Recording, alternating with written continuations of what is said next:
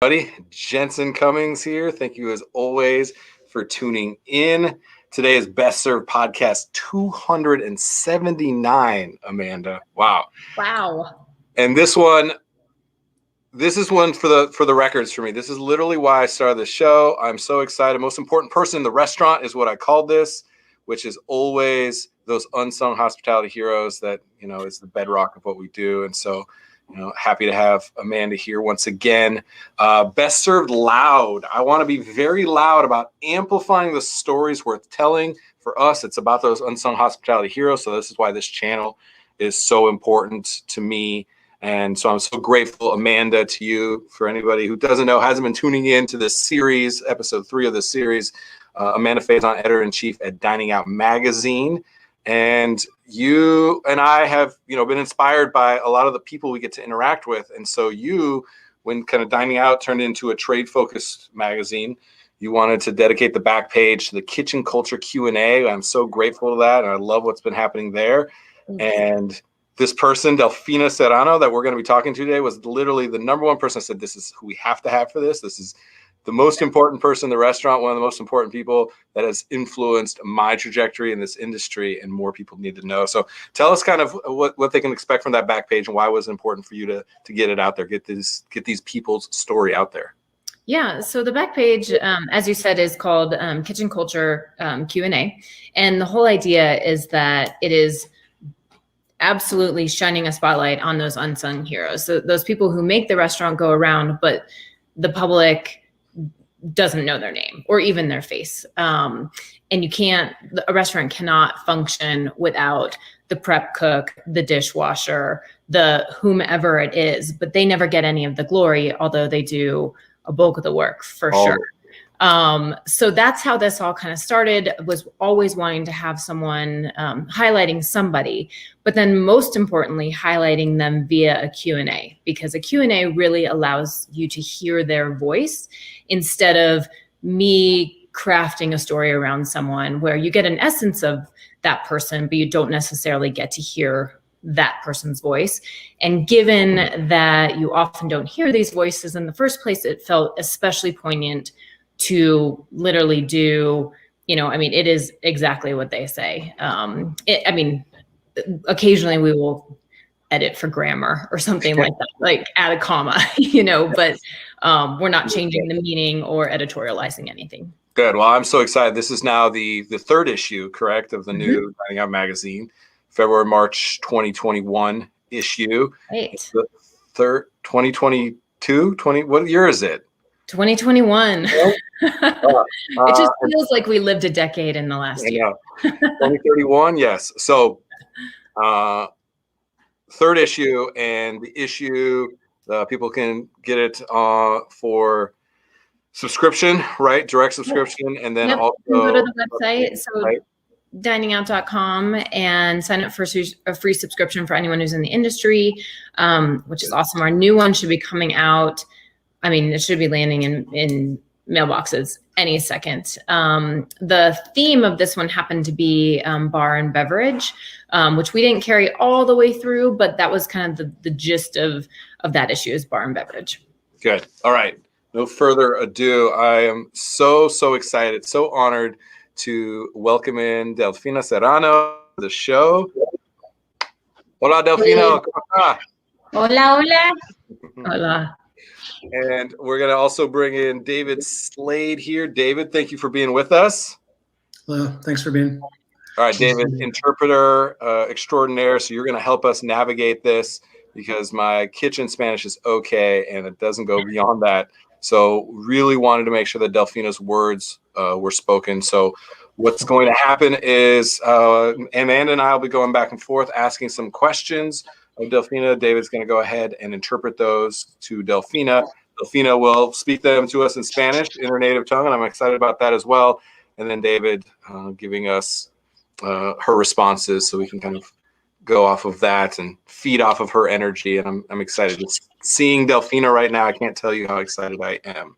So that sounds good for everybody. Amanda, if you want to kick us off a little bit and kind of tell us, first, just the questions that you asked Delfina. I was interested in the first question that you asked, why it was important, and let's go ahead and ask Delfina. Sure. First question I always ask is, where are you from and what was your childhood like? Because that is what forms us, at our core. So that was the first question I asked Delfina. Was, where did you grow up and what was your childhood like? La primera pregunta sería, ¿de dónde eres y cómo era su juventud? Y siempre hacemos esa pregunta porque eso nos dice cómo se forma una persona. Sí, yo crecí en Acapulco, México. Y pues mi niñez fue como en nuestros países es más pobre. Y pues es como todos los países que es pobre. Delfina is from Acapulco. She had a very poor childhood.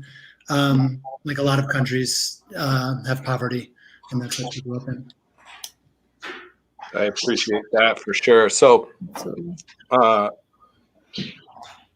from there, Delfina and I know each other from Tag Restaurant. This is where we met and was inspired by her.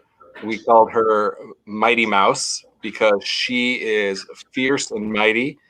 I remember she would carry a stock pot, Amanda, David, a stock pot that, not diminishing her, was as tall as her, and a dish rack up 2 flights of stairs so she could stand on the dish rack to be able to hang it up because she is so strong and self-reliant. And it always struck me. So I was really grateful of that time. And let Delfina know that, David, because I wanted to make sure she understood how important her work was to all of us. Okay. Dice Chef Jensen que ustedes se conocen de los restaurantes Tag y tenía el apodo Mighty Mouse, como ratón potente, ¿no?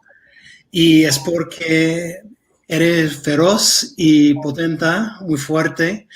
Y ahora se acordaba de una vez cuando tenía que llevar o cargar una olla enorme y también un trapo arriba y lo pusiste arriba demostrando su fuerza y capacidad y le queda impresionado. Yeah, I wanted to make sure she understood how important that was and how much he was recognized for that. So, question I had, at Tag Restaurant, she started making soup dumplings and pot stickers. And if between 2009, 2011, you had soup dumplings or pot stickers at Tag Restaurant, there's a high likelihood that Delfina was in the basement making those. How did she start working on those? I can't even remember, but she just started picking it up and all of a sudden she was making them on her own. Quiere saber que como en 2009, 2011, por ahí, que se acordaba que estabas en la parte de abajo del restaurante preparando, no sé cómo se conocen, pero como bolas de masa o bollos, dumplings. Sí. Y quiere saber cómo le tocaba a este trabajo, cómo empezaba a hacerlo. Pues al principio sí me costó aprender, fue un poco duro, pero pues después con la práctica fui aprendiendo rápido, haciendo los pastickers, los de cebolla, todo eso. Pero sí me costó aprender. She said in the beginning, it's true, it was hard and it was a lot of work, but with a lot of practice, she kept going ahead and then she learned how to make the pot stickers.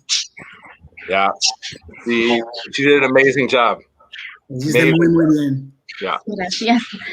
And Chef Troy, so of Tag, the owner of Tag and Chef, said that he never had to tell or teach Delfina something twice, that he picked up on it immediately and did it beautifully.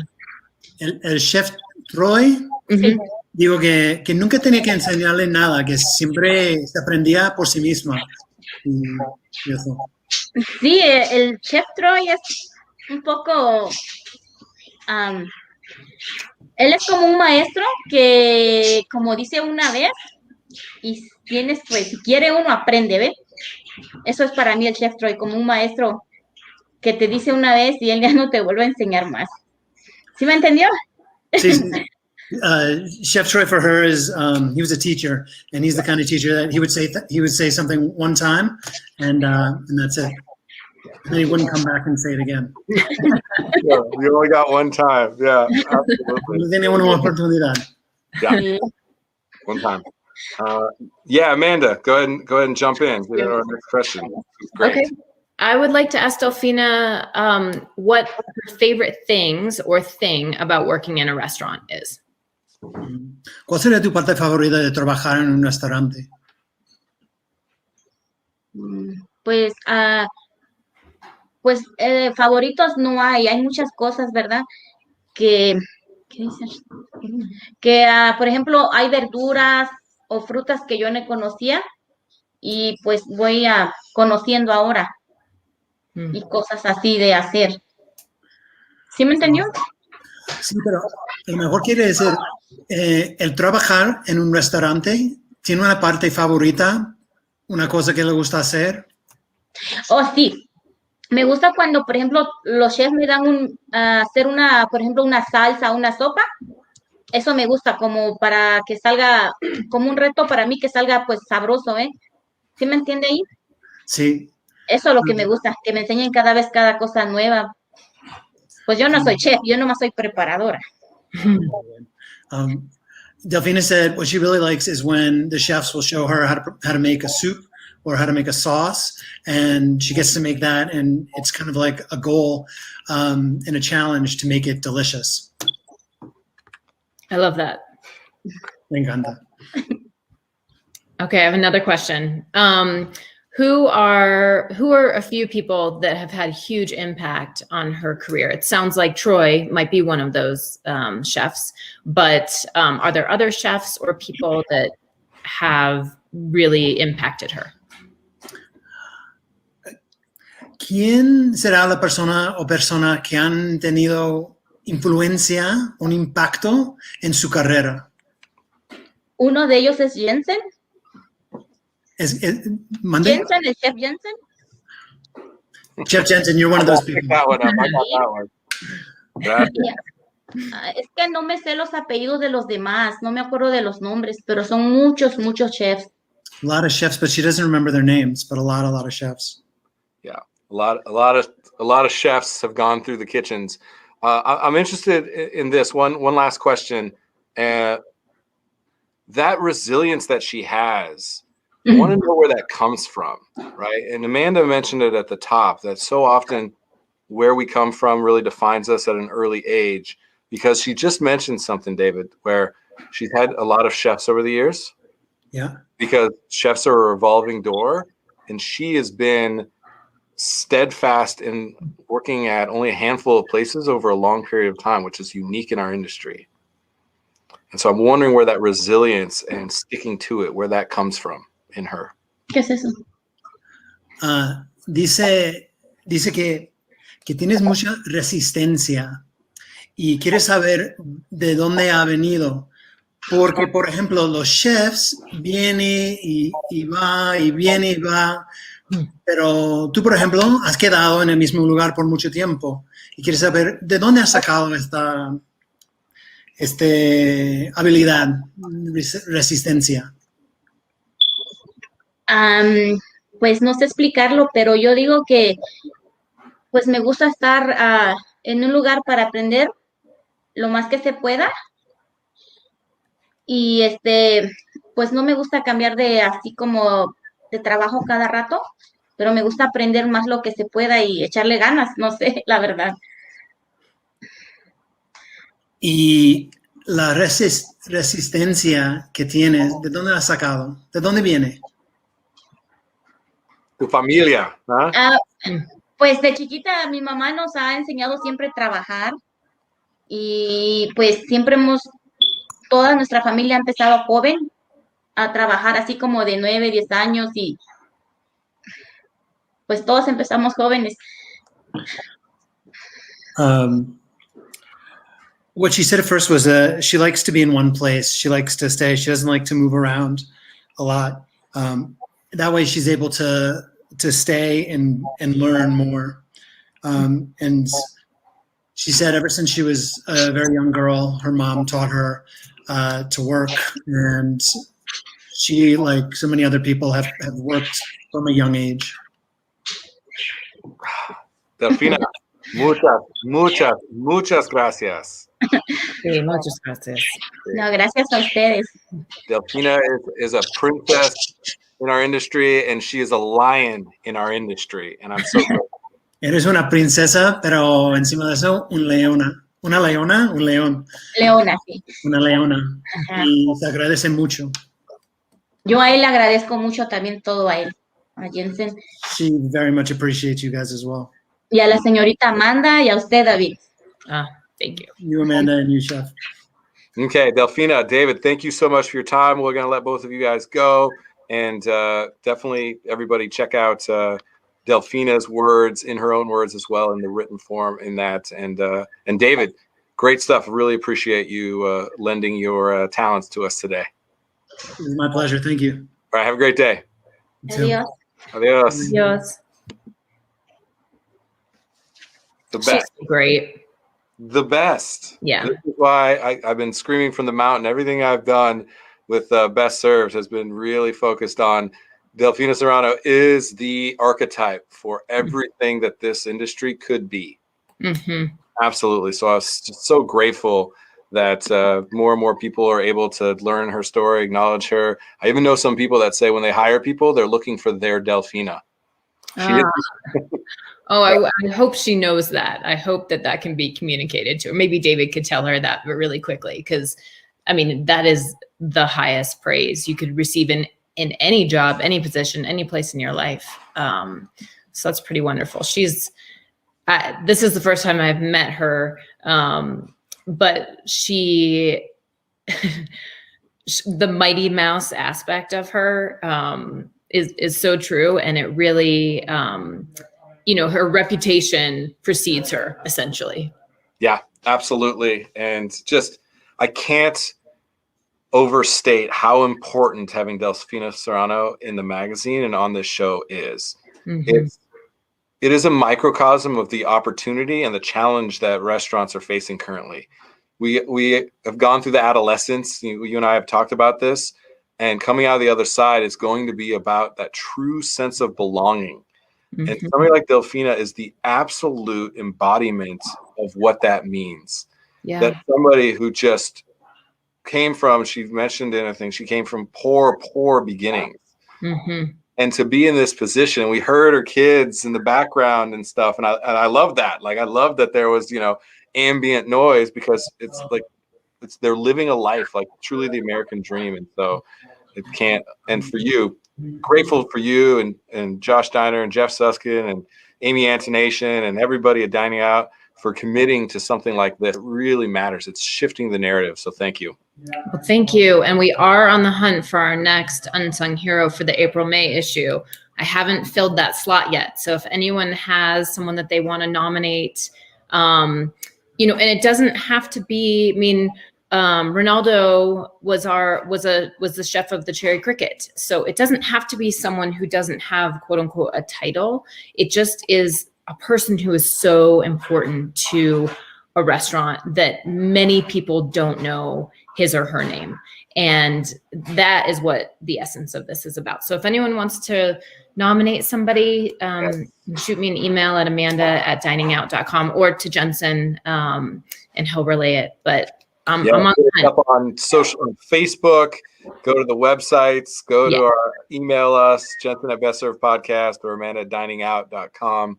And we are not just willing, we are highly committed to meeting and introducing more and more unsung hospitality heroes to the mix, because it truly, truly matters. And, Delfina is exactly the medicine that we need. If anything ails us in this industry, it's going to be the people that bring forth that sense of belonging that we quintessentially need. So appreciate that. Amanda, thanks to you. Thanks to everybody for tuning in to Best Served Podcast 279, episode 3 of Best Served Loud, where we're working with Amanda and Dining Out on their kitchen culture Q&A and highlighting those heroes. That is it for today. Thank you all for tuning in. Cheers. Thank you, Jensen.